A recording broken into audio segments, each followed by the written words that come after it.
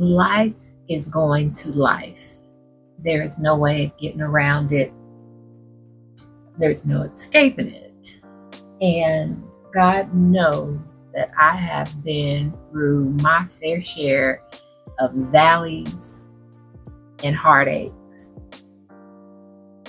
And in my almost 47 years of life, nothing sent me there quicker than discovering that I was indeed the other woman for 6 years, and I had played the biggest fool. What's up, everybody? It is your girl, Tyra, aka Sticky, and life is a sticky situation full of love, beauty, and other randomness. So let's talk about it.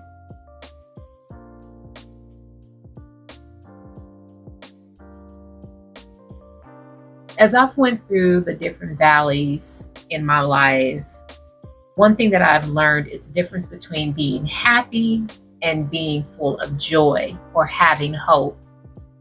And I think this is an important distinction to make because once I understood the differences, any dilemma that I went through, it put it in a different perspective for me.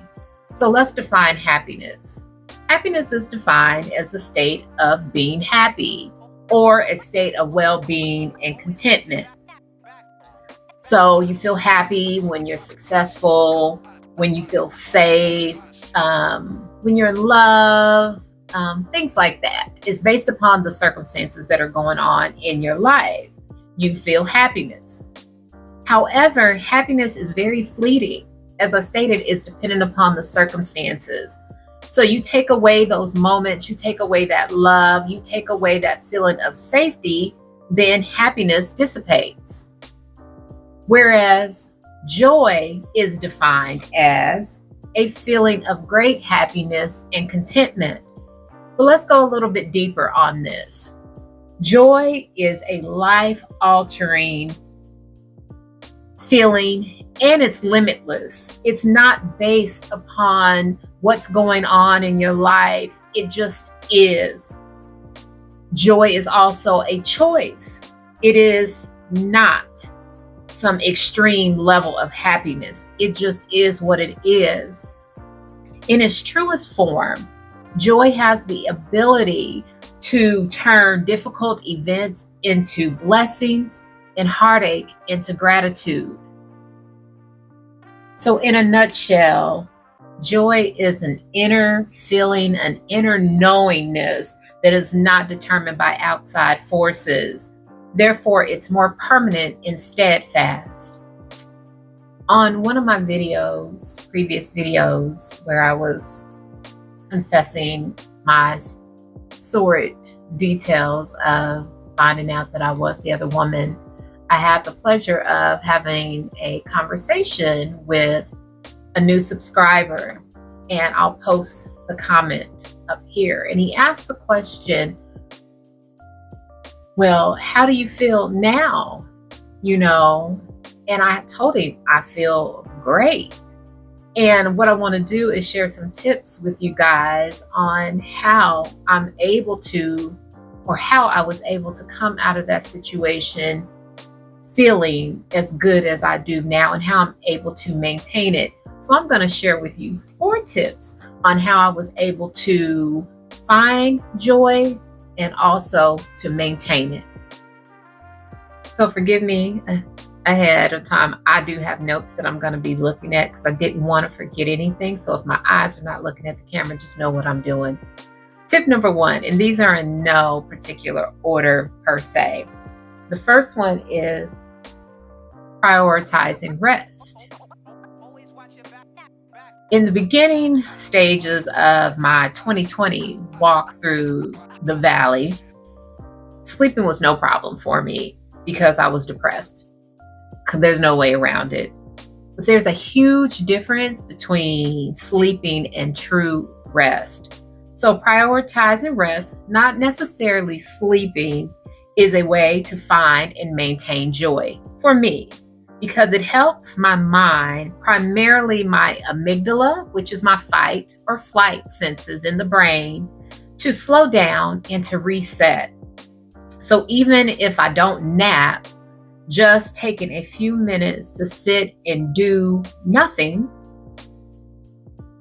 allows me to rest. And I prioritize that. I make it part of my daily routine. The thoughts are going to come, so you should know that. Those, I don't even know the word I want to use for those thoughts. They're going to come. Those intrusive thoughts are going to come. And in the beginning, I tried to stop them.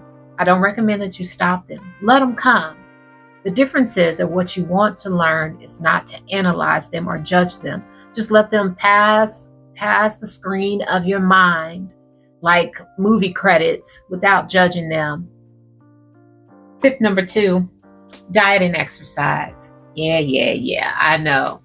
Since 2017, the gym has literally become my happy place. So much so that I did become a group certified fitness instructor, if I can talk, for the YMCA, because I love the social aspect of the gym, because I got to meet so many wonderful people. And as an introvert, that was very important for me. But also what I found is that I just really love those happy endorphins that were released after I had a really good workout.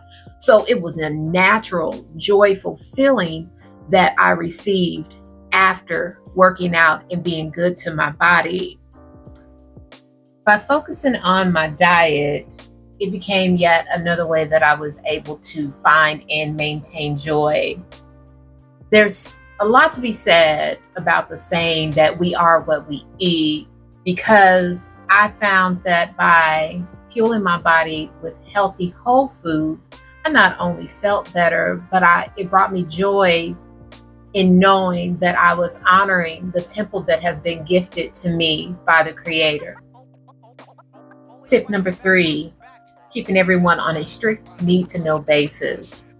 That has been my mantra for years now, and how I'm able to maintain joy more than find it. Because you want to be very mindful of the people that you have around you and who you share what you're going through with. As I have walked the valleys throughout life, I've learned a long time ago that it was in my best interest to be careful who I told my business to.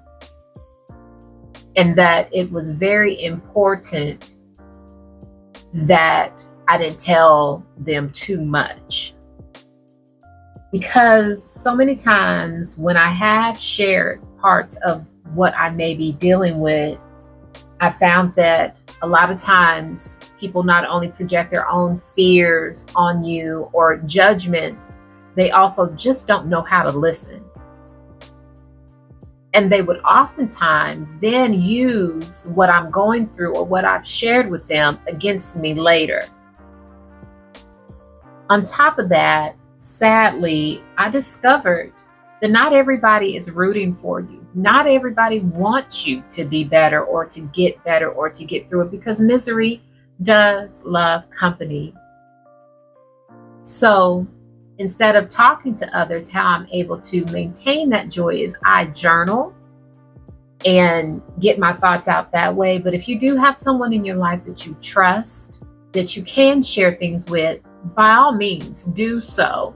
But be mindful of how much you share with them and who you're sharing it with and who you have around you, because energy does transfer, and you want to be vigilant about your space, your energy, your body, your mind, especially when you're going through difficult times.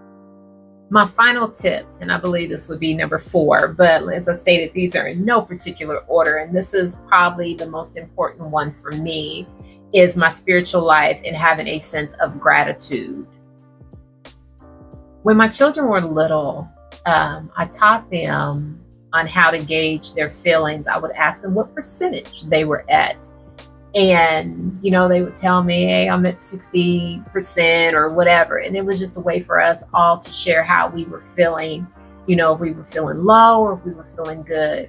So for me, when I was going through my latest valley experience, the lowest I've ever been was like a 7%. I couldn't get above a 7%.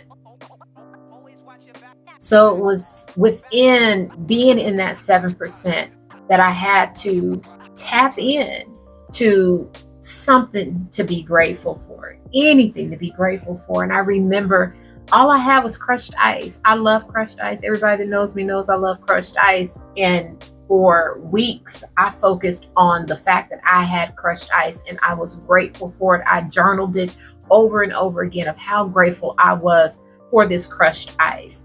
And like a muscle, it just built from there. And I was able to find more things to be grateful for. And I remember having this calendar on my refrigerator, and I would just mark off each day.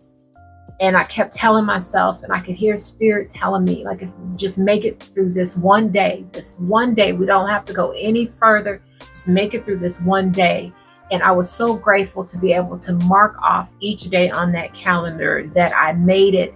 And in being still, going back to that first thing about resting, it allowed spirit to talk to me because I had cultivated and nurtured that relationship.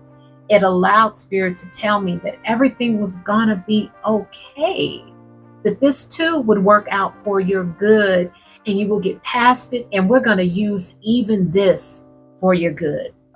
All of this trauma, all of that BS that you're going through, it is going to be for your good. You don't see it now, but I just need for you to hold on. And so I went through it. I walked through that valley, guys.